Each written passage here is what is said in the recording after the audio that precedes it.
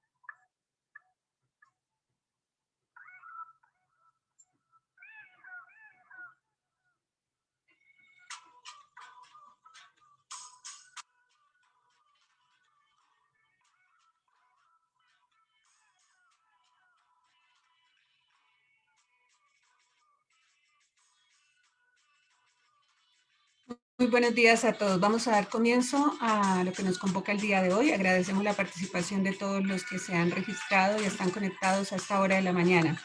El día de hoy, en colaboración con las cámaras binacionales, vamos a iniciar el conversatorio de análisis de los convenios para evitar la doble imposición en los países de la Alianza del Pacífico. A continuación, los voy a dejar a cargo de Iván Alamilla, abogado del estudio Mon Group, quien se hará cargo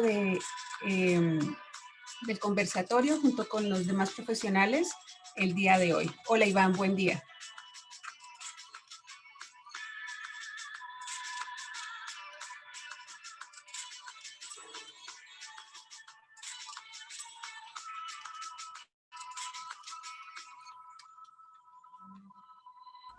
¿Me escuchan ahí? Sí, Perfecto. te escuchamos muy bien. Ya, un segundo. Voy a hacer la presentación.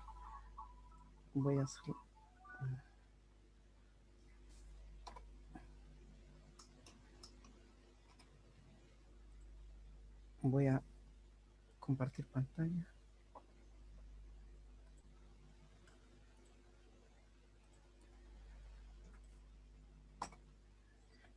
Perfecto, ya se ve, me imagino. Bueno, aprovecho de saludar, muchas gracias Marta por la presentación.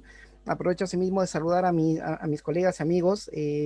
Empiezo por las damas, a Lina Peñalosa, abogada de Mont Group, nuestra oficina en Colombia, en Bogotá. Asimismo a Omar Morales, abogado chileno de Mont en nuestra casa matriz en Santiago, así como a Donald Chirinos, abogado tributario de Mont Group en Perú.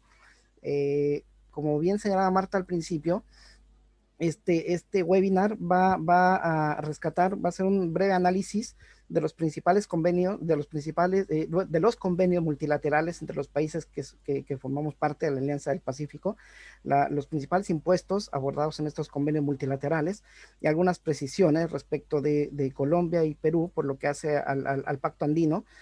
Y entonces partimos enseguida. Omar, te cedo la palabra si quieres para ayudarnos a entender más o menos cómo se estructuran los convenios. No sé si diferencia, pero algunas particularidades de los convenios OCDE y los convenios ONU, así como el Pacto Andino y la decisión de la Comunidad Andina Comunitaria 578. Así que adelante, mi estimado. Perfecto. Gracias, Iván. Bueno, cuando se habla de convenios de doble tributación o de doble imposición, es importante tener en claro que estos se negocian siguiendo modelos que se han preparado por organizaciones internacionales, siendo el más conocido el de la Organización de Cooperación y Desarrollo Económico, OCDE, y este modelo que se hizo para países de economías más o menos similares y bastante desarrolladas, fue tomado por la Organización de Naciones Unidas, se generó un comité especial y preparó un modelo adaptado para países en vías de desarrollo. Entonces, esas diferencias que recomiendan las Naciones Unidas respecto del modelo OCDE generan un nuevo modelo que no es muy tan conocido, pero es bastante usado. De hecho, por ejemplo, en Chile siempre se dice que nosotros usamos el modelo OCDE, pero casualmente prácticamente todas las recomendaciones que hacen Naciones Unidas están incorporadas en nuestros tratados, así como también tratados en países en vías desarrollados. Por ejemplo, el artículo 12, perdón, de royalties en el modelo OCDE dice que solo se puede someter imposición en el país de residencia del titular de la propiedad intelectual, mientras que en el modelo Naciones Unidas hay tributación compartida con tasas máximas, igual que en el artículo 10 y 11, que es dividendos e intereses. Entonces, así varias cosas más, el establecimiento permanente también por prestación de servicios es propio del modelo Naciones Unidas y no del modelo OCDE.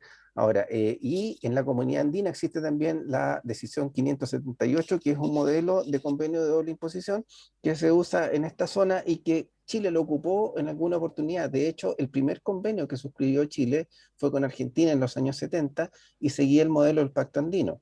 Ese convenio después se denunció por Argentina y fue reemplazado por uno modelo OCDE de Naciones Unidas. Eso es lo que yo le podría comentar en esta primera parte. Si alguien quiere decir algo más, Lina, Donald. Ahí permítanme hacer, ¿qué tal? Buenos días con todos. Solo unos alcances respecto de la decisión 578, que es básicamente una norma comunitaria, incluido Perú, Colombia, Ecuador, Bolivia. Antes, como bien mencionó Mar, estaba también Chile y antes también estuvo Venezuela, que salió del Pacto Andino. La decisión 578, a diferencia del modelo OCDE, tiene un punto de vista de país importador de capital, donde el país de, de fuente, país fuente, el país donde reside el cliente, el pagador de la renta es quien hace la retención. A diferencia del modelo OCDE, que normalmente lo que vamos a ver es que cada país, por regla general, paga en el país de residencia del prestador de servicio. En el modelo OCDE tenemos que es el país del cliente quien va a hacer la retención como regla general.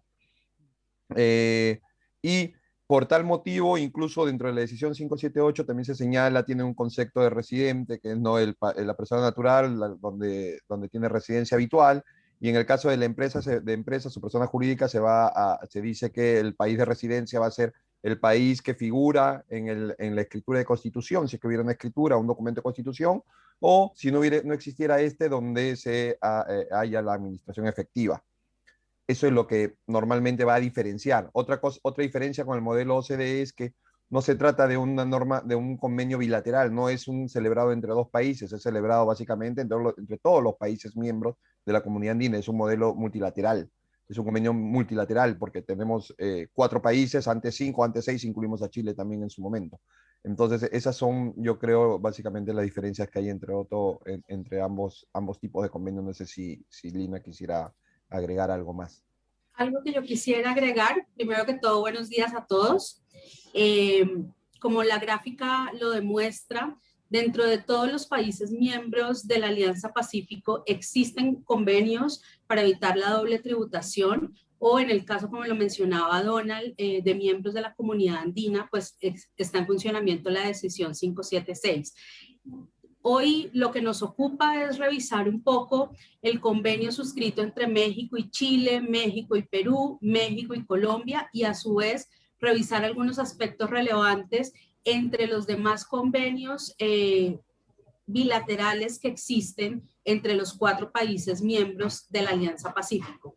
La mayoría, como lo mencionaba Omar, siguen la línea de la Organización de Comercio de la OCDE, con la única excepción de los miembros de la comunidad andina. Quería solo agregar ese pequeño detalle. Excelente, muchas gracias a todos. Ahora partamos. Me parece que debemos continuar con cuáles son los impuestos que se recogen en los convenios multilaterales nuestros, de los países miembros de la Alianza del Pacífico, que es básicamente impuestos sobre la renta en los 4 países, con algunas particularidades, valga la redundancia, en particular México con Chile, que además del impuesto sobre la renta también abarca el impuesto al activo, y México respecto de Perú y Colombia, el IETU, Impuesto Empresarial Tasa Única. Lo señalamos con un asterisco porque estos impuestos dejaron de tener oportunidad en México. Las leyes que regulaban estos impuestos fueron abrogadas, por tanto ya no se recoge ningún impuesto similar, y como se indica en la lámina más abajo, además del impuesto sobre la renta, todos los impuestos de naturaleza análoga posteriores a la suscripción del convenio van a ser sujetos a este beneficio, van a estar recogidos en estos convenios. Hay que ser muy claros y muy específicos en que únicamente son impuestos a las ganancias, impuestos a la renta, los que se van a contemplar en estos convenios para aprovechamiento tributario, no así los impuestos locales que se generen, como el caso del IVA o derechos de aduana, ya que son impuestos locales. Entonces, esto es la identificación e individualización de los impuestos que están contemplados en nuestros convenios de doble tributación para evitar la doble tributación multilateral. Ahora bien, conceptualmente debemos identificar quiénes son los sujetos del impuesto que alguna legislación los denomina sujetos pasivos, ya sea el obligado tributario frente a la autoridad hacendaria local o el obligado a hacer la retención entero de dichos impuestos. Entonces, para estos efectos, el concepto de residente es la persona que, como les mencionaba, está sujeta a imposición en el Estado en razón de su domicilio, como mencionaba Donald hace un momento, si es una persona natural, su sede de dirección, lugar de constitución, tratándose de una empresa o cualquier otro criterio de naturaleza análoga. Entonces, ¿cuáles son las premisas para poder determinar la residencia? Obviamente la vivienda permanente del sujeto del impuesto, el lugar donde tenga sus intereses vitales o también alguna relación de filiación, una relación familiar, la nacionalidad obviamente. Si no hay acuerdo o no hay una forma de hacer esta discriminación, las autoridades hacendarias van a resolver por mutuo acuerdo esta controversia de cuál va a ser la residencia del sujeto del impuesto. Y en caso de que no haya acuerdo finalmente, no hay exoneración o beneficio impositiva al amparo de estos convenios para evitar la doble tributación. Otro concepto que... Sí, Lina, adelante. Iván, me gustaría aclarar o dar un poco de ejemplo con relación al tema de residencia. En nuestra práctica hemos evidenciado situaciones donde tenemos, por ejemplo, un nacional chileno que tiene como sede de su actividad la ciudad de Bogotá, pero que es designado, por ejemplo, para iniciar una apertura de mercado en México. Entonces, la ventaja de toda la integración de los convenios para evitar la doble tributación es que nos permite tener reglas claras a los diferentes países para poder determinar dónde existe la residencia fiscal de esta persona natural. En el ejemplo de un nacional chileno que lleva más de 183 días, por ejemplo, viviendo en Bogotá, que recibe ingresos en Bogotá, pero que también está compartiendo parte de su tiempo en el DF, porque está abriendo mercado en el DF. El convenio nos permite determinar, por ejemplo, en el caso de esta persona chilena, cuál podría ser su residencia fiscal. Por ejemplo, como lo mencionaba Iván, si él mantiene su centro vital atado a aquel lugar, por ejemplo, a Santiago. Esto quiere decir que su familia vive en Santiago, que tiene sus principales activos, su casa principal en Santiago. Entonces podremos determinar que su residencia fiscal está ubicada en Santiago, y eso implica que con su relación o sus ingresos percibidos en el territorio colombiano o en el territorio mexicano van a tributar allá, pero van a poder ser utilizados como crédito fiscal, por ejemplo, en Santiago. O simplemente no será considerado como residente fiscal en Colombia o en México, en el ejemplo, sino solamente en el territorio chileno. Quería ejemplarizar un poco más lo que estabas contando. Genial, se agradece mucho el aporte y la complementación de la información. Ahora, respecto al establecimiento permanente, es el lugar fijo de negocios en el cual una empresa realiza su actividad. Esto está contemplado en los cuatro convenios multilaterales. ¿Y cómo se determina el establecimiento permanente? Una sede de dirección, una oficina, una sucursal, una fábrica, un taller o una mina. Otros criterios para determinar establecimiento permanente, fuera del lugar físico donde se realiza la actividad, es el lugar a donde se realiza una supervisión.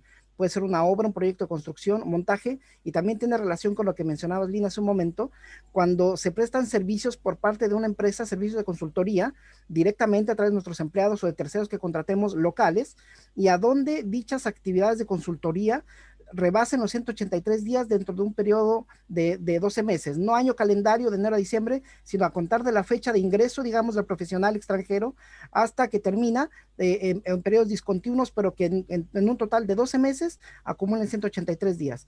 No sé si tienen un alcance respecto a esto, Omar, Donald, Lina. Por mi parte, solo ya que hablé de los modelos, en el caso del modelo OCDE, en los 6 meses del establecimiento permanente de proyecto de construcción son 12. Y la regla de los 183 días por prestación de servicios no está en el convenio OCDE original, está en el modelo de Naciones Unidas. Algo que siempre nosotros les recomendamos en los momentos de empezar a abordar otros mercados es tener mucho cuidado con este tema de prestación de servicios en el otro país, porque normalmente, o la regla general en los convenios de Colombia, es que si yo empodero o faculto una persona para que represente a la compañía, pueda cerrar negocios, pueda suscribir contratos, y esa persona desarrolle actividad en el otro país, en el ejemplo que estamos tratando ahora, en México o por ejemplo en Santiago, estaríamos en presencia de un establecimiento permanente. Entonces, aquí nosotros siempre hacemos recomendaciones importantes de cuáles son las atribuciones que se le entregan a esa persona que va a abrir mercado en otro territorio. También le recomendamos el tema de permanencia, fijarnos mucho. Algunas veces los clientes me preguntan, bueno, ¿y la entidad, el servicio de impuestos internos colombiano o del otro país, cómo va a saber cuánto tiempo estuvo la persona? Normalmente hay una comunicación directa entre las entidades de administradoras de impuestos y las entidades migratorias. Entonces hay forma, por ejemplo en Colombia se expiden certificados de movimientos migratorios que nos certifican cuánto tiempo estuvo la persona en el territorio colombiano. Entonces quería agregar simplemente que este literal B, que es el de prestación de servicios, con una persona que además tenga la capacidad de representar a las compañías en otro país, es un elemento importante a tener en cuenta para evitar la configuración de un establecimiento permanente en el otro país. Sí, muchas gracias, Lina. Sí, tal? perdón, Donald. Sí, no te preocupes. Yo quería complementar dos cosas y que a veces no lo perdemos de repente en el apuro del negocio, en el apuro de poder iniciar operaciones en otro país. Lo que mencionaba Lina, el tema del control el número de días es importantísimo. Siempre va a haber comunicación entre las entidades del gobierno. Los 183 días se cuentan por empresa, es decir, en un mismo día pueden haber 4 personas y eso es un solo día que se va contando. No se cuenta por persona independiente, es decir, si mando al empleado A y él llega a 100 días y luego mando al empleado B y él tiene otros 100 días más, no es que cuente yo 200, si es que han estado los mismos días, por ejemplo. Se cuenta por empresa, por presencia en territorio del otro país. Y otra cosa importante es, ¿cuál es el efecto de ser establecimiento permanente? ¿Cuál es el efecto de que alguien te designe, o particularmente la administración tributaria de cada país, te designe como un establecimiento permanente? Eso quiere decir que al ser un establecimiento permanente ya no aplicas, al menos en el punto de vista de la administración peruana, los efectos del convenio. Pierdes los efectos del convenio y lo que te conviertes es en un contribuyente del país donde has configurado como establecimiento permanente. Por tanto, te tienes que registrar en el registro único de contribuyentes, en el caso de Perú, y en los otros registros de cada país. Vas a tener que tributar los impuestos que correspondan a ese país, ya no vas a tributar en tu país de residencia de donde vienes, es decir, en Chile por beneficio empresarial, o en Perú también, o en México por beneficio empresarial, si que viene una empresa mexicana a Perú, si viene una empresa chilena a Perú. No, sino que en ese caso, si pasas o cumples alguno de estos supuestos de establecimiento permanente, se va a tener que tributar en Perú, por los ingresos que obtuviste en Perú, dejando de lado el convenio en su artículo 7, beneficio empresarial, que supuestamente hace que no te retengan. En ese caso, no es que no te retiene tu cliente, sino que tú mismo vas a tener que tributar en Perú porque excediste ese plazo, que es el caso más común. Y para finalizar, una particularidad en la norma comunitaria de la comunidad andina es que no existe la figura del establecimiento permanente. No existe porque como quien retiene siempre va a ser el país de la fuente, el país del cliente. Entonces se supone que desde ese punto de vista no debería afectarlo a esta empresa extranjera que va, a esta empresa peruana en particular que va a Colombia a trabajar o viceversa, porque el cliente colombiano o el cliente peruano es quien hace la retención y el país del que presta el servicio, del proveedor de servicios, considera estos ingresos como exonerados en su país. Por tanto, se entiende que en principio no debería de interesar en la figura del establecimiento permanente y por tanto no se ha encontrado, no está regulada en la norma comunitaria. Eso es lo que quería agregar. Muchas gracias, don. Y también, bueno, hay que ser muy claros, específicos de también cuáles son las excepciones de establecimiento permanente cuando, por ejemplo, existe el concepto de agente independiente. Cuando nosotros le encargamos a un tercero la realización de algún tema de consultoría, algún estudio de mercadeo, pero no es única y exclusivamente a nosotros como empresa extranjera, sino que trabaja para otras empresas de similar rubro, entonces no estaríamos cayendo en esta figura. Entonces hay que tener muy claro, bien identificado cuáles son los supuestos en los cuales podríamos nosotros caer como hecho generador para constituir un establecimiento permanente y, como menciona Donald, cumplir con una obligación tributaria como si vamos a tener un tratamiento como nacional respecto del país a donde estamos configurando este establecimiento permanente. Así es. Muchas gracias. Continuamos. Bueno, el beneficio empresarial, que también tiene relación con el establecimiento permanente, hace referencia a las utilidades que registran, las utilidades operacionales de una compañía en un determinado periodo. Y obviamente estos beneficios empresariales, como bien mencionábamos hace un momento, no todos constituyen un beneficio empresarial porque hay un tratamiento distinto, dependiendo del hecho generador. Si yo estoy recibiendo intereses por un préstamo, son intereses, no es un beneficio empresarial, así como utilidades, es al amparo de dividendos o regalías por el uso o goce temporal de un bien o derecho intangible. Bueno, ahí están sí. Iván, un segundo, tenemos una pregunta, entonces para los participantes, ¿les parece si terminamos pues nuestra explicación y abrimos la sesión de preguntas como para que sepan cuándo lo vamos a hacer, para que no piensen que se van a quedar sin sus preguntas sin resolver? Perdón, Iván, que me sí, por atravesé. supuesto. Sí, don Ramón Montoya nos hace esta consulta desde Perú respecto a un tema chileno. Con todo gusto, como bien dice Lina, lo abordaremos al final de la presentación. Muchas gracias. Bueno, en los convenios multilaterales, ahí está debidamente identificado cuáles son los artículos a donde se contiene el beneficio empresarial y el establecimiento permanente, y también de acuerdo a la comunidad andina, el pacto andino. Segundo. A ver, ahora sí, esto es, se me fue. A ver, respecto a los dividendos son los rendimientos de acciones u otros derechos similares a beneficios derivados de utilidades que paga una empresa residente a un accionista del exterior. Estos dividendos pueden estar sujetos a una retención en el estado fuente con tasa máxima, lo que implica que en el país de residencia el accionista se entiende exonerado. No sé si quieren hacer algún alcance respecto a este punto en particular. Bueno, de todas formas, en cuanto a la tabla que estamos presentando en este momento, ahí se establece cuáles son las tasas de impuesto y cuáles son el porcentaje de participación accionaria de la inversión extranjera debe tener en el país de nacionalidad de la sociedad que está pagando los dividendos. Como podremos ver en la gráfica, bueno, Colombia y Perú tienen un tratamiento especial. No sé si Lina y Donald nos quieren aportar algo en ese sentido. En el caso de dividendos, estamos hablando desde el punto de vista del convenio, perdón, de la decisión 578, si una empresa peruana distribuye dividendos a una empresa colombiana, la decisión 578 establece que quien hace la retención es el país donde está domiciliada la empresa, que distribuye estos dividendos. Es tributación exclusiva, se supone.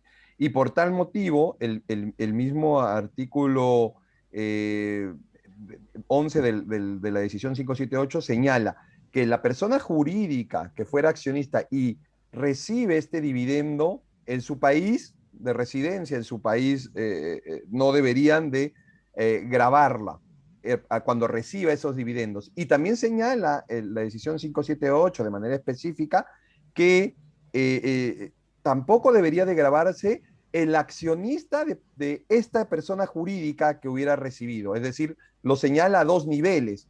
Si tengo una empresa peruana cuyo accionista es una empresa colombiana, la empresa colombiana no debe de gravarse. Y a su vez, esta empresa colombiana tiene accionistas, personas naturales, a estas personas naturales tampoco se les debe de gravar, porque se hace la retención en Perú. En Perú, que para hacer solamente un alcance, la tasa, si bien en los convenios, y esto ya lo voy a decir a nivel general, señala como tasa máxima 10% si el accionista tiene más del 25%, 15% si tiene menos del 25% de participación. En Perú la tasa es 5%. Por tanto, si la tasa es 5%, se aplica la tasa que señala la norma peruana, 5%, porque es menos que la tasa máxima.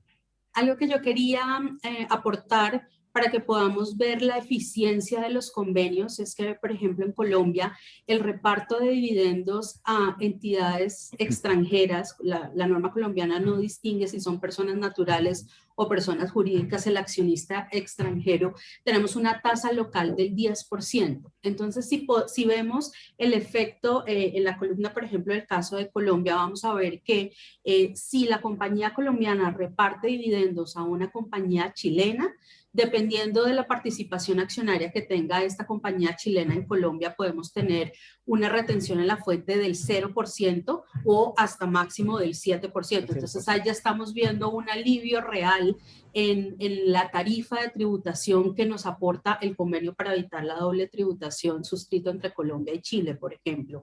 O en el mismo caso, como lo mencionaba Dorian, en el caso de la comunidad andina.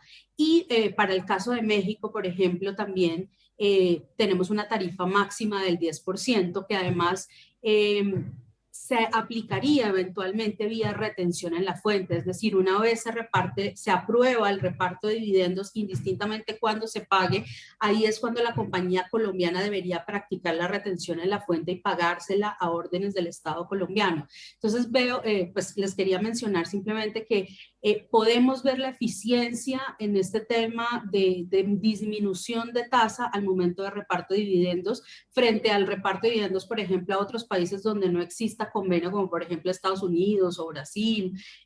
Hay un alivio real en función de la tasa. Es correcto, como bien dices tú, Lina, respecto de Colombia y México hay una retención del 10% y no hace distinción o discriminación si es persona natural o jurídica la que recibe el beneficiario final.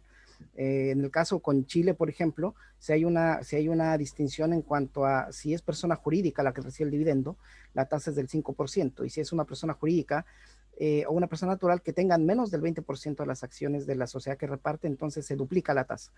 Entonces vemos que hay algunas diferencias entre algunos convenios de los bilaterales respecto de las tasas y haciendo o no haciendo distinción de si es persona natural o jurídica el accionista que recibe dichos dividendos. Quiero comentar algo en relación con Chile y el artículo 10. El artículo 10 de los convenios chilenos nunca se aplica a Chile, se le aplica al otro país. Y esto es lo que se llama la cláusula chilena, que desde que se usaba antiguamente, bueno, que todavía sigue funcionando el sistema integrado de tributación, que pagaba en primera categoría el impuesto a la ganancia empresarial, y luego cuando se hacía una distribución al accionista se le permitía usar el 100% del crédito por el impuesto de primera categoría pagado. Cuando se trataba de accionistas extranjeros, decía que mientras se permitiera la imputación del 100% del impuesto de primera categoría al impuesto de retención, que en Chile es 35%, no iba a aplicar el artículo 10. Y es por eso que la reforma del 2014, cuando eliminó el sistema integrado y lo hizo semi-integrado, dijo, bueno, pero si es un residente de un país con convenio, la tasa máxima, voy a aprovechar el 100% del crédito y su tasa máxima va a ser 35%, versus un residente de un estado sin convenio, que le puede llegar la carga tributaria a un 44-45 porque solo puede usar el 65% del crédito por el impuesto de primera categoría pagado por la empresa. Ese sería el alcance que puedo hacer yo en este punto. Muchas gracias, Omar. Perdónenme, un último alcance. Como yo dije, para todos los casos, Perú siempre, como todas las tasas establecidas en los convenios que ha celebrado Perú, o incluso la misma decisión 578 son mayor al 5, entonces siempre aplicamos 5. Pero hay una particularidad con el convenio con México, en el sentido de que el convenio con México, aunque es una particularidad que todavía no se aplica, que es la cláusula de nación más favorecida. Con México tenemos que la cláusula de nación más favorecida en el sentido de que si Perú llega a firmar un convenio con otro país en el cual se establezca una tasa menor a la que se celebró con México, que es 15, ¿no? O 10 o 15, dependiendo del porcentaje de acciones, entonces bajaría la tasa a la tasa del convenio que tenga una menor tasa que la aplicada entre Perú y México, por si acaso. Al menos eso en México nada más. Con Claro. México, esa es la particularidad. Así es, don. Muchas gracias. Bueno, ahora, ¿qué son los intereses? Bueno, los intereses son los rendimientos de créditos de cualquier naturaleza respecto de cantidades dadas en préstamo, y obviamente el interés se grava en el estado fuente. El estado fuente cobra los impuestos a los intereses con una tasa máxima y solo se graba en el estado donde se imputa y se registra el pago. Y ahí está el artículo de los convenios multilaterales, a donde se establece los intereses, cuáles son las tasas. Hay una distinción de un 5 a 15% en el caso de Colombia con Chile, en el caso de Colombia con México de un 5 a 10, cuando el beneficiario es una compañía de seguros o un banco regularmente. Y estos intereses, bueno, estos créditos pueden o no tener asociada una garantía hipotecaria. Entonces, el interés no reviste un mayor análisis más que eso, hacer esa distinción cuando quien lo recibe es un banco o una compañía de seguros. Respecto a la regalía, los royalties, también le voy a ceder la palabra a Lina enseguida. Bueno, son las cantidades que se reciben por el uso, como mencionábamos en láminas adelante, de uso o concesión de uso de un derecho de autor, una obra literaria, siempre sea un bien intangible. En algunos casos, y ahí le voy a dar yo la palabra a Lina, como le mencionaba, incluye servicios. Y este impuesto se grava en el estado donde se use o se tenga el derecho a uso del bien intangible. Así que, Lina, si nos quieres tú, bueno, están las tasas de retención de dichos royalties. Entonces, Lina, si nos quieres, por favor, aportar lo que mencionábamos ayer precisamente de Colombia, que tiene esta particularidad cuando se trata de asistencia técnica, servicios técnicos o consultoría. Así es, dentro de la particularidad de los convenios suscritos con Colombia en una primera etapa, Colombia incluyó dentro de sus convenios en el artículo de regalías o de royalty la prestación de servicios de asistencia técnica, servicios técnicos y consultoría, los cuales normalmente están regulados es por el artículo de beneficios empresariales. Entonces, en la mayoría de estos convenios, voy a decirlo así, de primera generación suscritos por Colombia, esta es la prestación de estos servicios, de estos 3 tipos de servicios, está grabado con una tarifa máxima del 10%, que de todos modos, desde el punto de vista de la norma colombiana, también presenta un beneficio en materia de tasa en la medida que los pagos al exterior desde Colombia hacia cualquier país que no tenga convenio para evitar la doble tributación estaría frente a una tasa del 20%. Ahora quiero hacer otra particularidad con relación al caso de Colombia-México, porque, como lo mencionaba Donald, los convenios para evitar la doble tributación incluyen en sus protocolos cláusulas de nación más favorecida, y estas cláusulas se activan en el momento que uno de los estados suscribe un convenio con otro tercer estado que en cada uno de sus articulados pueda tener unas condiciones más beneficiosas que las del acuerdo inicialmente pactado. Es así que en el año 2020 Colombia entró en funcionamiento el convenio suscrito entre Colombia y Reino Unido, y en este convenio el tratamiento de asistencia técnica, servicios técnicos y consultoría entró como en la mayoría de los otros convenios OCDE, dentro del artículo de beneficios empresariales. Y el efecto de tener beneficios empresariales o estos servicios encuadrados dentro de beneficios empresariales, como lo mencionaba Omar hace un rato, es que no están sujetos a retención en la fuente. Entonces, por la aplicación de la cláusula de nación más favorecida y por la misma redacción del protocolo entre el convenio de Colombia y México, hoy tenemos el siguiente panorama. Los servicios de asistencia técnica y de servicios técnicos son considerados beneficios empresariales entre Colombia y México, y los servicios de consultoría siguen manteniendo la calidad de regalías, lo cual hace que asistencia técnica y servicios técnicos no estén grabados, es decir, no estén sujetos a retención, pero si hay un servicio de consultoría prestado entre Colombia y México, este sí va a estar grabado dentro con una tarifa máxima del 10%. Ahora, por ejemplo, en el caso de Colombia-Chile, por el mismo protocolo y por la misma redacción de la cláusula de nación más favorecida, sigue teniendo el mismo tratamiento estos tres servicios como regalías. Y para el caso de Colombia-Perú, que además Colombia, como les digo, yo le decía ayer a Iván que éramos los raros del paseo porque somos los únicos que hacemos esta distinción, en el caso de Colombia-Perú, se sigue aplicando la norma local, que es una tarifa del 20%. Era lo que quería agregar con este slide. Allí, permíteme, ahí van a hacer algunos Claro, alcances también. A ver, ¿cómo empezar? Voy a empezar desde el punto de vista de los convenios, que me entiendo debería ser, y después voy a aterrizar en la norma peruana porque tenemos una particularidad. Sí, me había acordado que Lina había dicho que eran los raros, pero yo creo que nosotros también somos un poquito raros. Desde el punto de vista del convenio Perú-Chile, por ejemplo, no tenemos ninguna diferencia entre asistencia técnica, servicio técnico, consultoría o beneficio empresarial. O sea, todo es beneficio empresarial, supuestamente, convenio Perú-Chile. Convenio Perú-México, en beneficio empresarial, artículo 7 del convenio también no se hace distinción alguna, pero sí en el artículo 5, cuando se habla del establecimiento permanente, te dice que si la asistencia técnica pasa de más de 90 días, ahí sí hay un establecimiento permanente, o sea, es un caso particular. Normalmente un establecimiento permanente se configura cuando pasa de los 183, pero en el caso del Perú-México, si pasa de 90, la prestación del servicio que se clasifica como asistencia técnica, en ese caso se configura un establecimiento permanente. Esa es una particularidad. Entonces, ¿qué más? En el caso, como bien menciona Lina, de Perú-Colombia, sí, pues no hay una, simplemente Perú retiene. Pero Perú tiene una particularidad. Normalmente el impuesto que se retiene en Perú es 30% por cualquier servicio, regla general. Hay algunas particularidades que le hemos visto ya a lo largo de la exposición, pero en el caso de asistencia técnica hay una particularidad, que es que la asistencia técnica tiene una tasa reducida del 15%.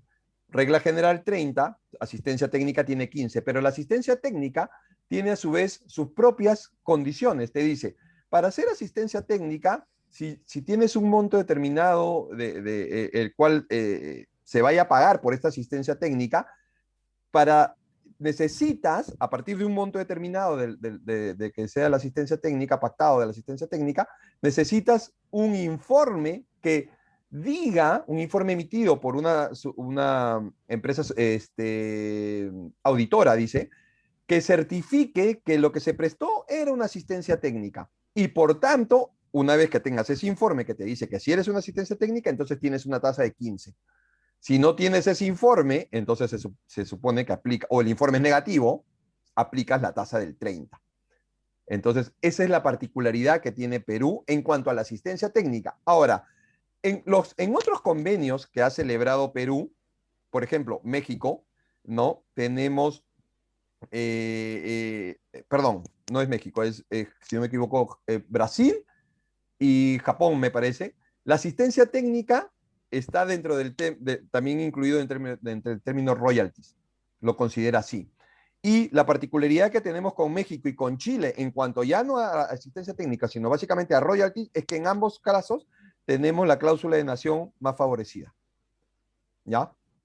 Si hay algún otro convenio que tenga una tasa menor, que sí tenemos Suiza, Portugal, Corea, que tienen tasa del 10, en esos casos las tasas van a bajar. pacté 15 con México, pacté 15 con Chile, pero como tengo otro convenio, Suiza, Portugal, Corea, que tiene tasas reducidas, entonces se supone que el convenio de Perú, México y Perú, Chile se tienen que reducir a esa tasa del 10. Hay que igualarse. Así es, se tienen que igualar.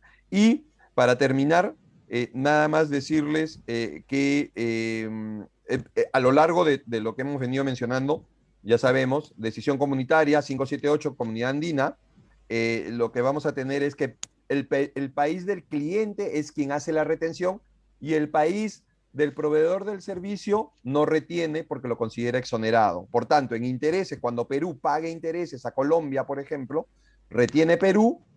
Hay dos tipos de tasas en Perú. 4.99 si se trata de una empresa no vinculada a una empresa bancaria a la que me presta, una empresa bancaria colombiana o una empresa no vinculada colombiana, hago una retención del 4.99, pero si se trata de una empresa vinculada, que es lo que normalmente hemos visto, tenemos una tasa del 30, ¿ya? Y eso en el caso Perú-Colombia, Comunidad Andina. Y en el caso de Chile, si me presta un banco, una institución bancaria o un no vinculado, le hago una tasa de retención del 4.99 porque el convenio señala como tasa máxima 15, pero si me lo hace un préstamo un vinculado sobre estos intereses, hago una retención del 15 porque la tasa de Perú, si bien es 30, se tiene que ver reducida al máximo de la tasa planteada por el convenio Perú-Chile, que es 15. Eso es lo que quería manifestar respecto de esos dos últimos puntos. Iván, Sí, yo en relación a las regalías o royalties, a diferencia de Colombia, que por regla general ocupa los servicios en el artículo, o pone los servicios en el artículo 12, Chile normalmente no lo hace, y esta regla está incluida solo en el convenio con Colombia, que es la más amplia, porque son no solo servicios técnicos y asistencia técnica, sino que también servicios de consultoría con el 10%, y en el caso de Brasil y Argentina, que servicios técnicos y asistencia técnicas, no servicio de consultoría, va al 15%. Eso sería en este aspecto. Permíteme ahí, Omar, de algo que hemos visto ya hace mucho tiempo que nos estamos olvidando. Servicios digitales. A diferencia del convenio o del modelo OCDE, el término regalías, en el caso al menos de Chile y México, en los convenios que tiene Perú con Chile o México, no solamente se paga por el uso de marcas, no solamente se paga por el uso de patentes, etc., sino que también se incluye esa frasecita, o el uso o derecho al uso de equipos industriales, comerciales o científicos, lo cual abre un abanico, en el caso de Perú al menos, desde la interpretación de la administración tributaria peruana, abre el abanico de repente, porque todavía no hay un pronunciamiento, a pesar que se le ha hecho consultas a la administración tributaria de manera oficial y todavía no da respuesta, a que las plataformas digitales, por ejemplo, a los servicios digitales en los cuales usas una plataforma, un servidor de algún país, México, llámese Chile, que presta un servicio a una empresa peruana, la administración tributaria peruana califique a ese pago que hace la empresa peruana por esta plataforma, por ese que está alojada en un servidor de propiedad de la empresa chilena, de la empresa mexicana, abre la posibilidad que la administración tributaria diga, no, eso no es beneficio empresarial, eso en realidad es una regalía, porque Perú está pagando a México, está pagando a Chile por el uso de esa plataforma que está alojada en un equipo industrial o científico, que podría ser el servidor. Por tanto, en esos casos se entiende que cuando Perú pague a un proveedor chileno o mexicano por el uso de esta plataforma que está alojada en un servidor, lo más probable es que se tenga que hacer una retención del 15. Una retención que de repente desde un punto de vista financiero tiene un efecto, ¿no? Porque hace que tú me mandas una factura por 100, yo te retenga 15 y te pague 85, pero que desde el punto de vista de aplicación de los convenios no tiene efecto alguno finalmente, porque lo que yo te retenga, o me refiero a Perú, cuando te retenga, tú lo puedes usar como crédito en el país del proveedor. Por tanto, lo usas como crédito y el efecto de la retención no se vería. Entonces, esas son las particularidades que tiene esos dos convenios, Chile y México, por esa colita del uso, derecho al uso de equipos industriales, comerciales o científicos, que en otros convenios, que al menos que el modelo OCDE no está, porque creo que es un rezago de alguna terminología anterior de hace mucho, que incluso ahora Naciones se trata como un Unidas. beneficio empresarial. Es Naciones Unidas. Así es. Entonces se ha quedado así, ¿no? Al menos en Vale. esos convenios en particular. Algo que Colombia, por ejemplo, incluye dentro del concepto de regalías es el uso o el derecho a uso de derechos de autor.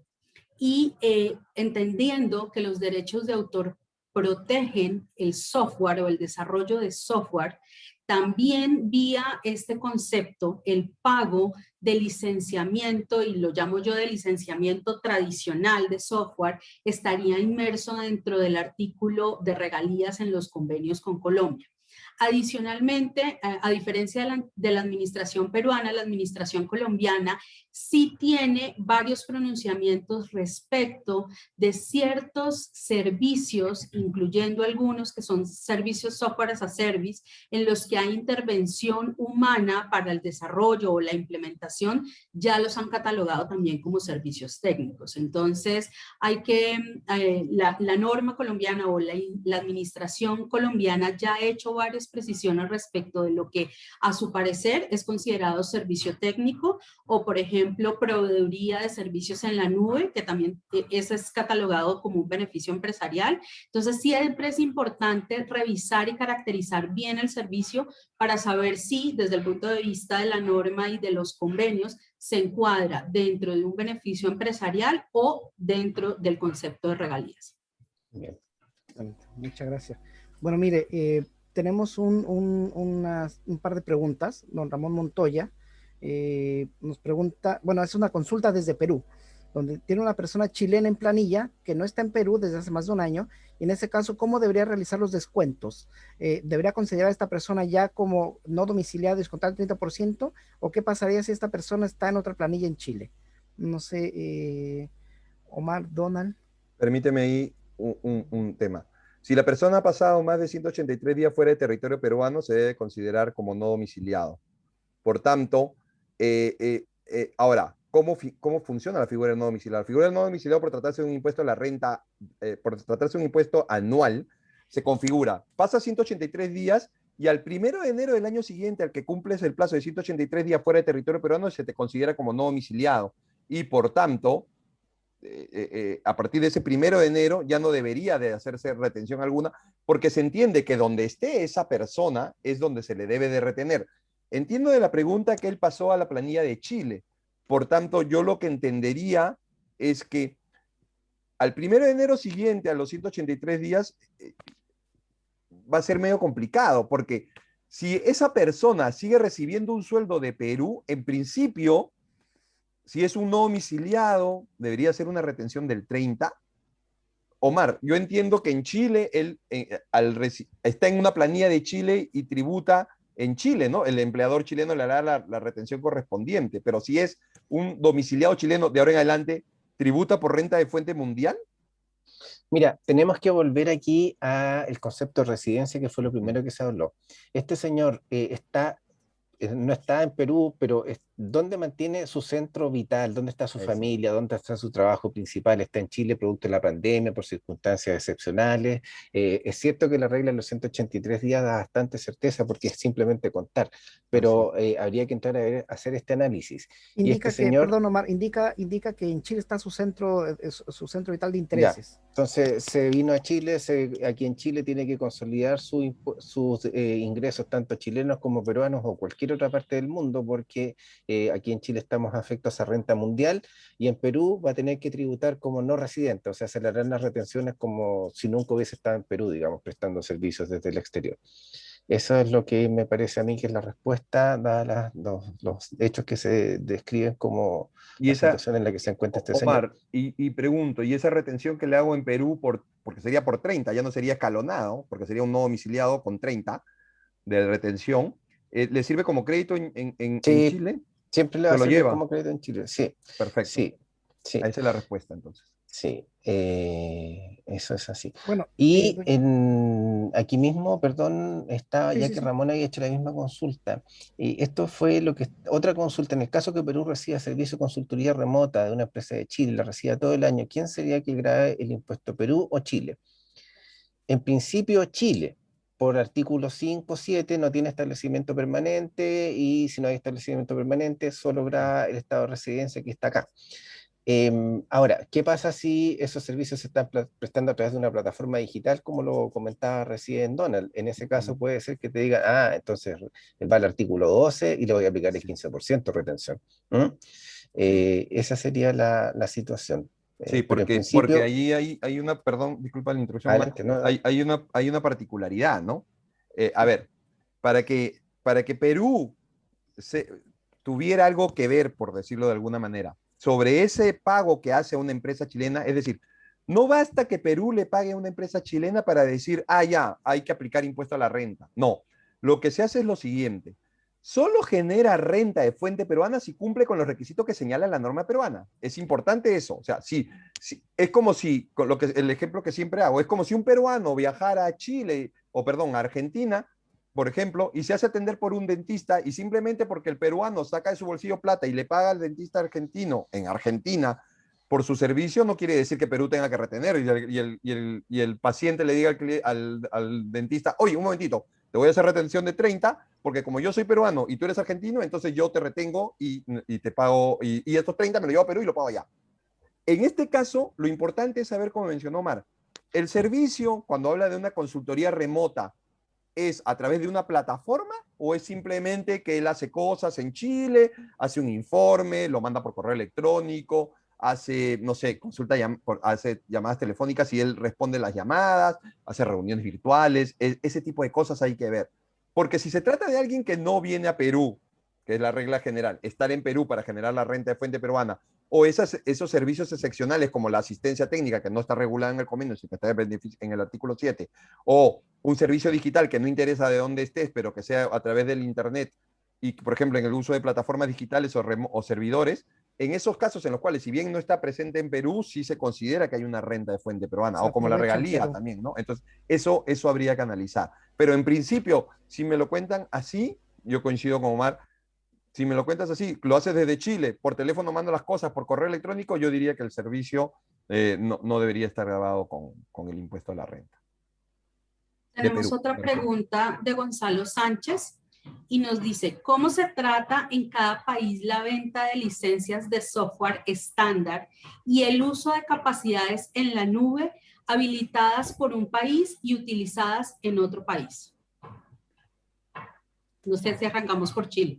Ya, en el caso de Chile, los software as a service o el software como servicio, de acuerdo al criterio de impuestos internos, se considera que es software estándar y no está sujeto a retención por ley chilena, digamos. Es correcto, en México igual.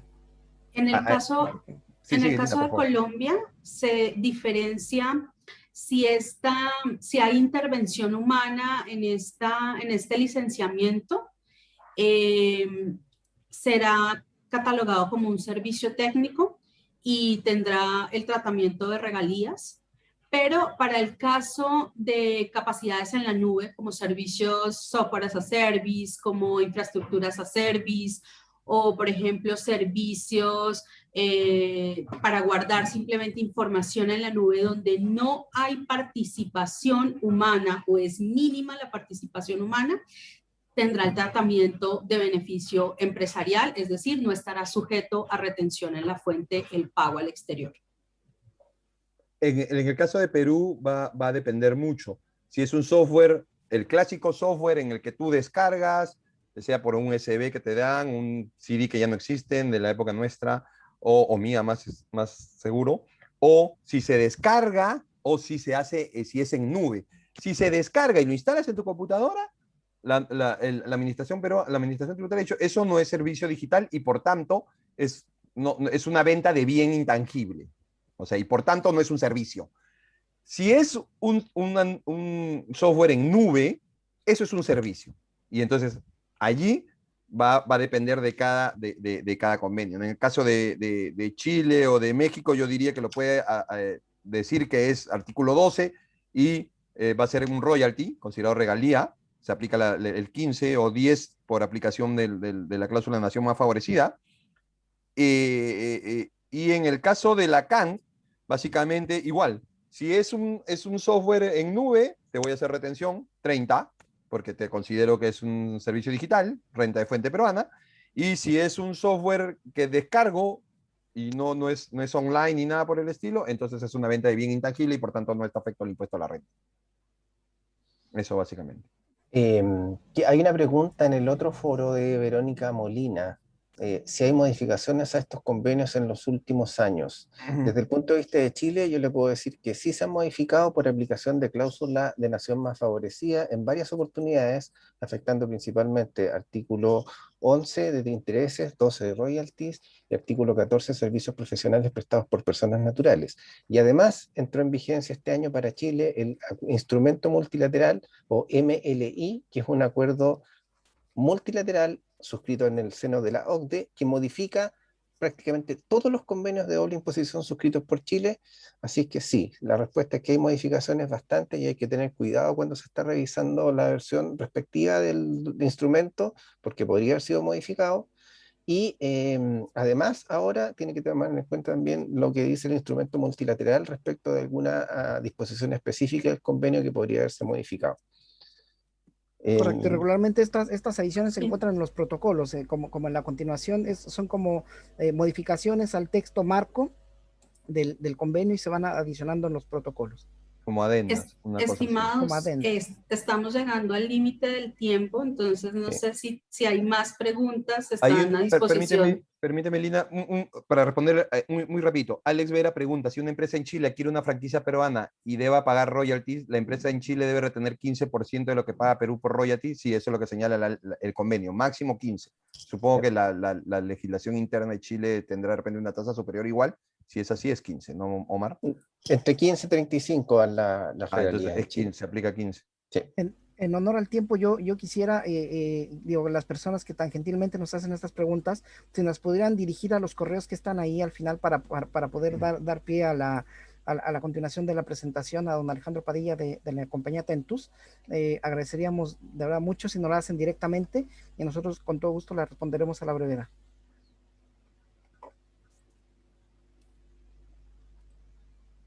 Sí, Así muchas que, gracias, Iván. Vamos a darle sí, paso muchas gracias a todos. a Alejandro Padilla, quien es socio fundador de la empresa Tentus, quien nos va al día de hoy a contar su caso de experiencia en cada uno de los países que hace parte de la Alianza del Pacífico. Buenos días, Alejandro. Esperamos puedas darnos unas buenas noticias acerca de cómo ha sido tu experiencia en cada uno de estos países.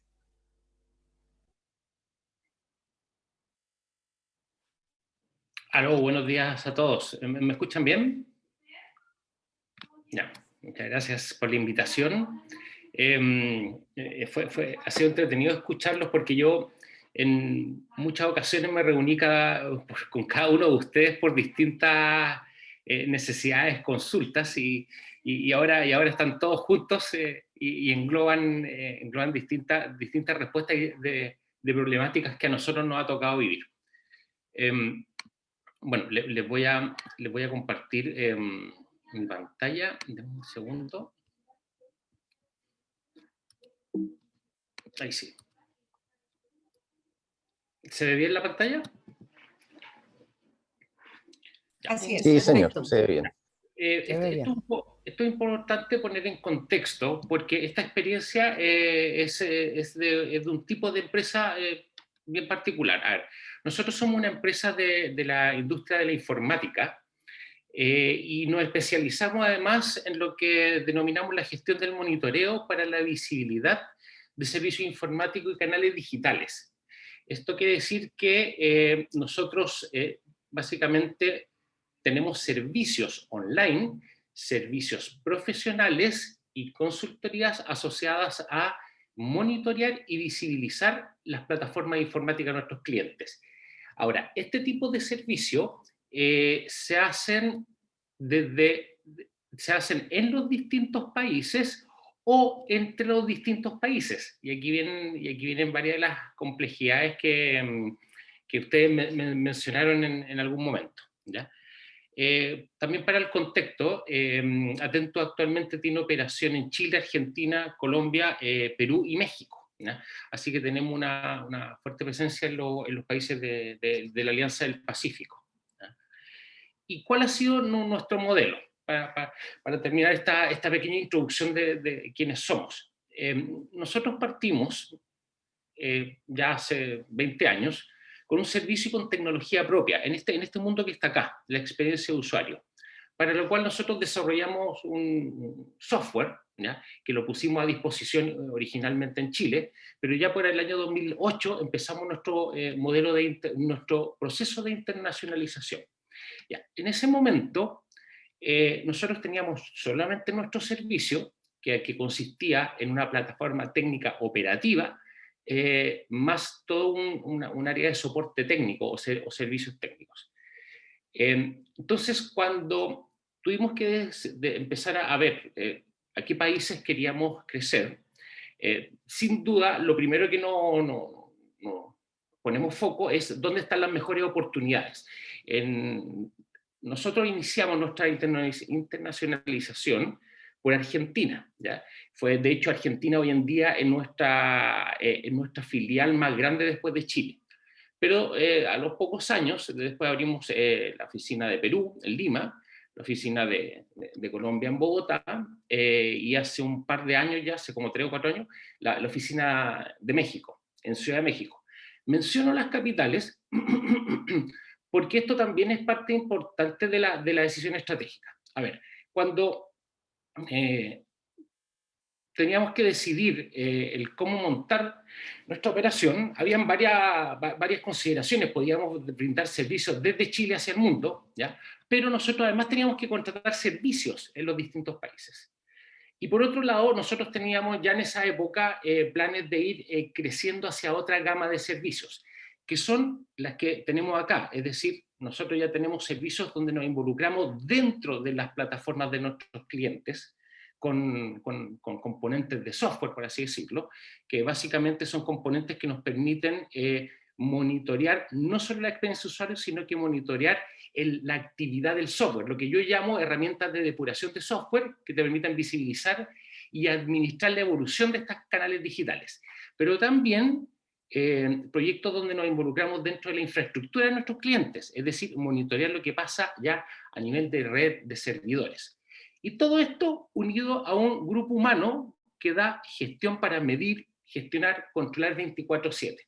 Entonces, con ese contexto, teníamos que decidir cuál era la mejor estructura. Y aquí una de las primeras cosas que nos tuvimos que enfrentar es, bueno, ¿cuál es el modelo adecuado? Buscamos distintos asesores legales o especialistas.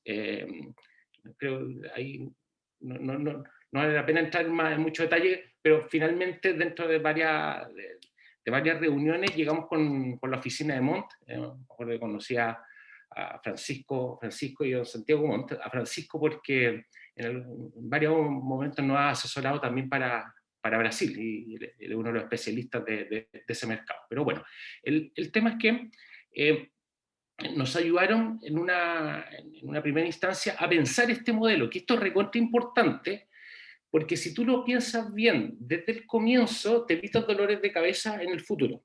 ¿Qué significa? Lo que estaba mencionando, vender desde Chile, contratar servicios, contratar gente en otros países, ¿ya?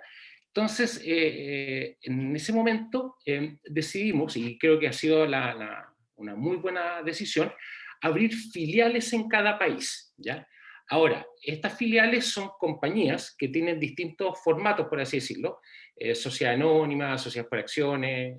Creo que en un solo país tenemos el equivalente a responsabilidad limitada, creo que es la de Brasil, pero el punto está en que ese modelo tiene que ir acompañado también con una estructura que teníamos que abrir en nuestro headquarter. Entonces, ahí nuestros asesores legales y tributarios, que en este caso empezamos a trabajar con el estudio Montt, nos ayudó a construir, ¿ya? Y esto fue muy importante, porque al tener visión de lo que, al tener un plan y tener a un consultor que te dé la visión, bueno, dado ese plan, ¿cómo es la estructura más adecuada?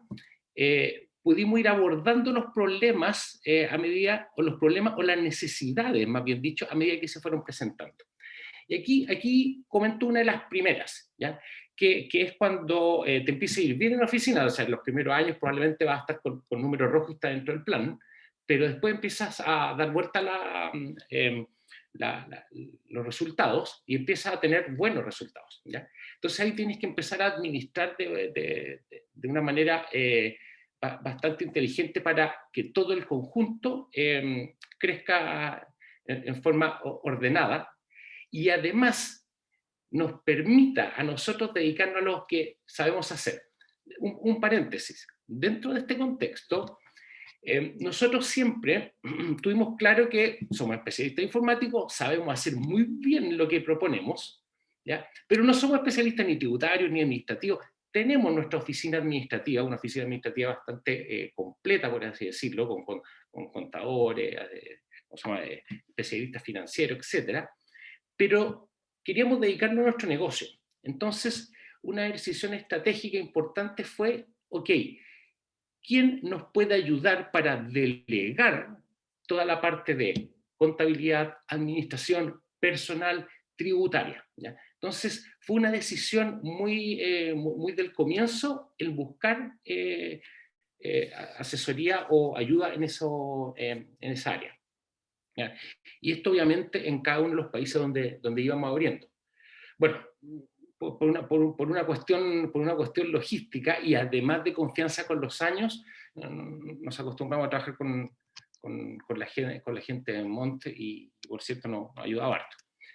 Bueno, nos empezamos a enfrentar a situaciones como por ejemplo, ok, originalmente Chile brindaba servicios y en las distintas oficinas contratábamos personal operativo y comercial o técnico y además servicios con proveedores locales, ¿ya? Pero también teníamos que empezar a cobrarle a esas oficinas por el uso de la marca, por el uso de la plataforma o por servicios que originalmente se prestaron desde Chile, ¿ya?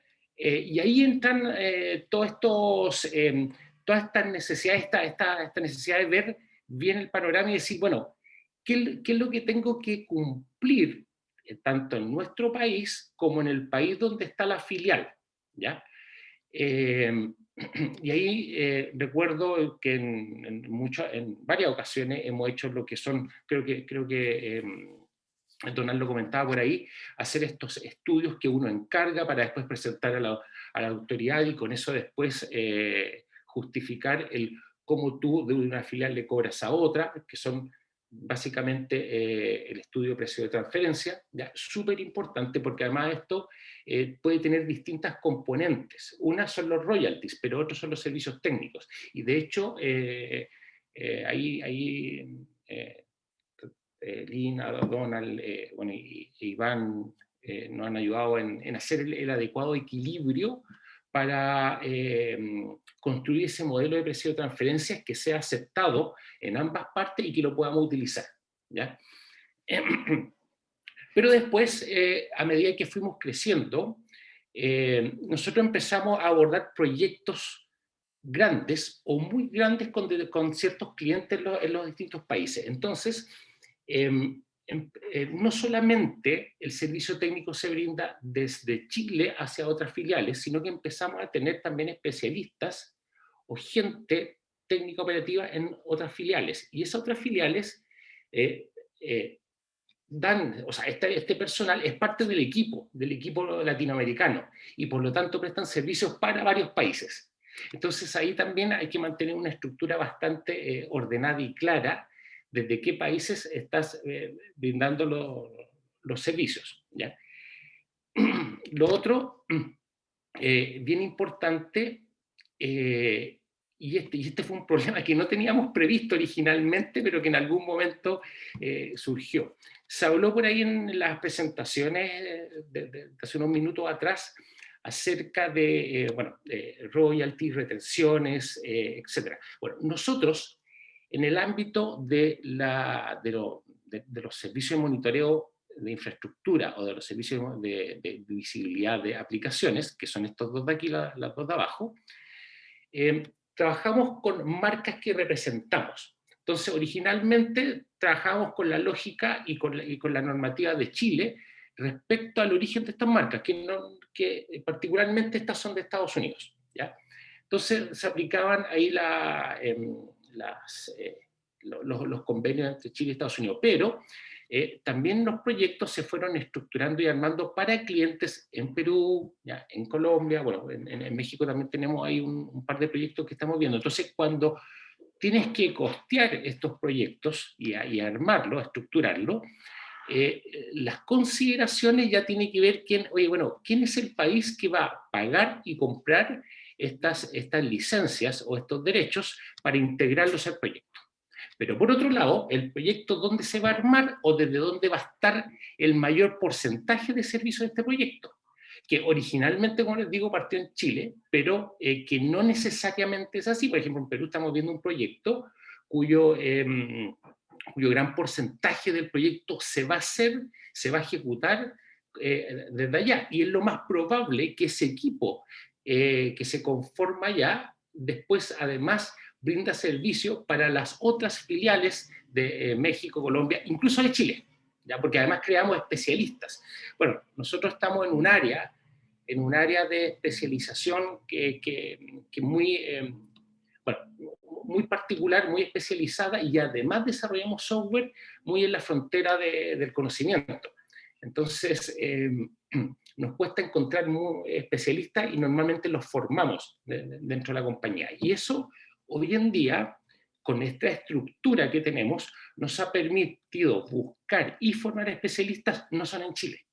De hecho, tenemos un staff en Argentina y hoy en día también estamos creando un staff más o menos importante en la filial de Lima, ¿ya?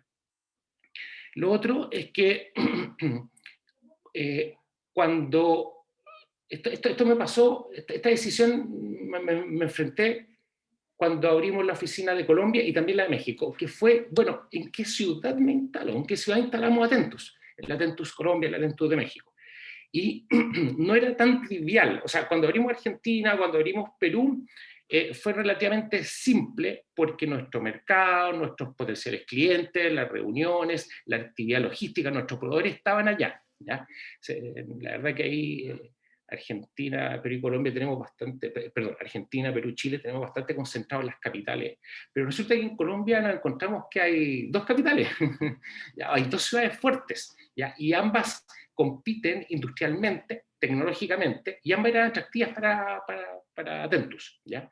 Y en México nos encontramos con tres, ¿ya? O sea, habían tres zonas que eran importantes. Y ahí, nuevamente, es importante tener buenos asesores y consultores especialistas en ese país que te digan, mira, estos son los pros y los contras de cada una desde el punto de vista tributario y de estructura administrativa, ¿ya? Para que lo consideres dentro de tu estructura de costos y servicios.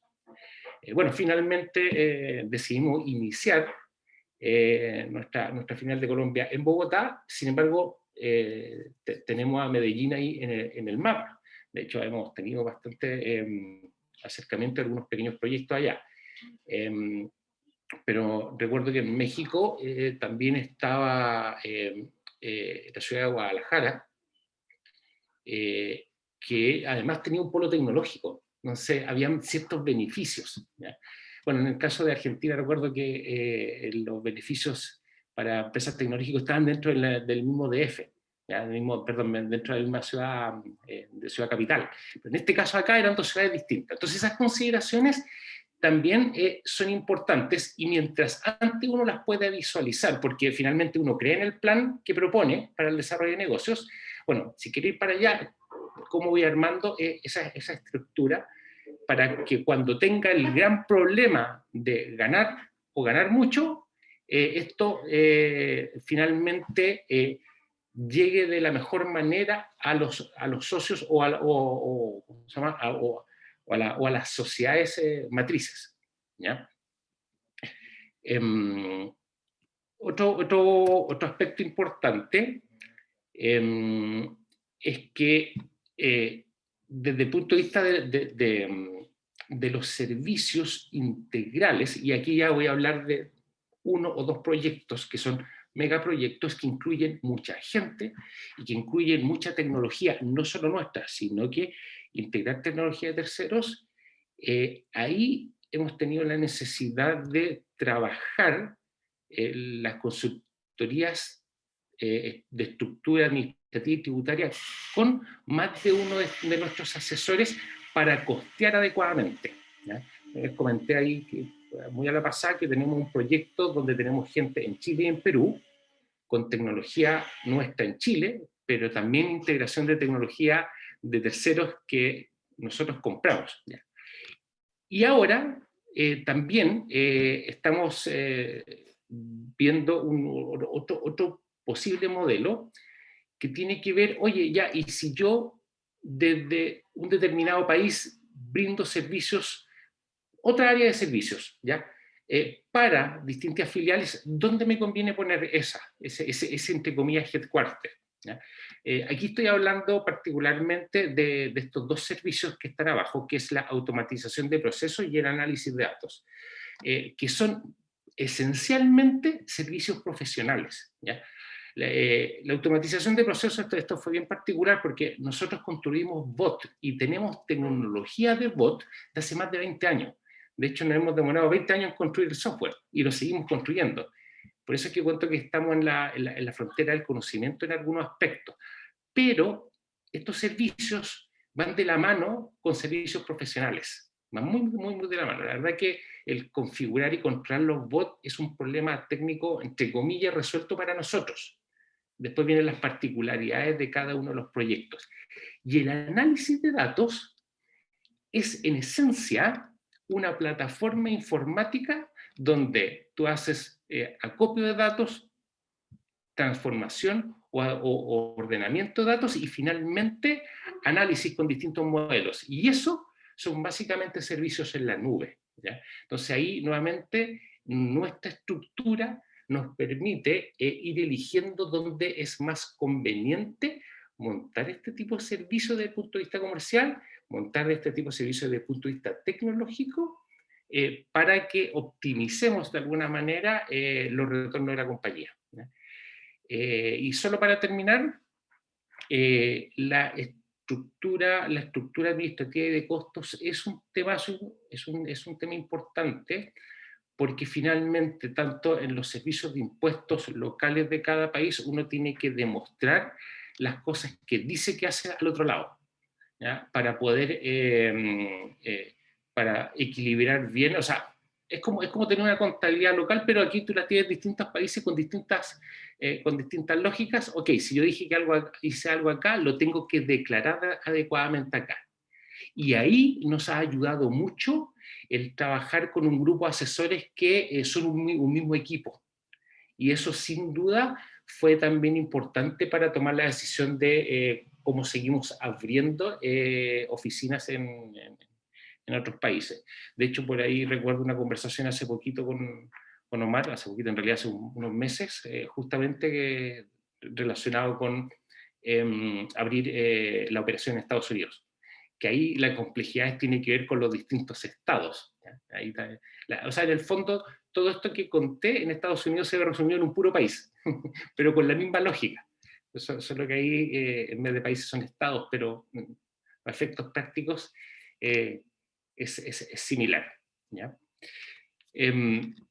Bueno, estoy en el tiempo, yo siempre tiendo a pasarme en el tiempo, así que espero que haya podido transmitir de alguna manera importante esta visión de armar estructuras adecuadas según el plan de la compañía para la internacionalización. Así que muchas gracias. Ahí yo les dejo mis datos, mi correo electrónico y mi celular. Yo siempre digo, mándenme un mensaje al celular antes de llamarme. Prefiero que me manden un mensaje porque normalmente así sé quién es y puedo contestarlos. Y mi correo electrónico.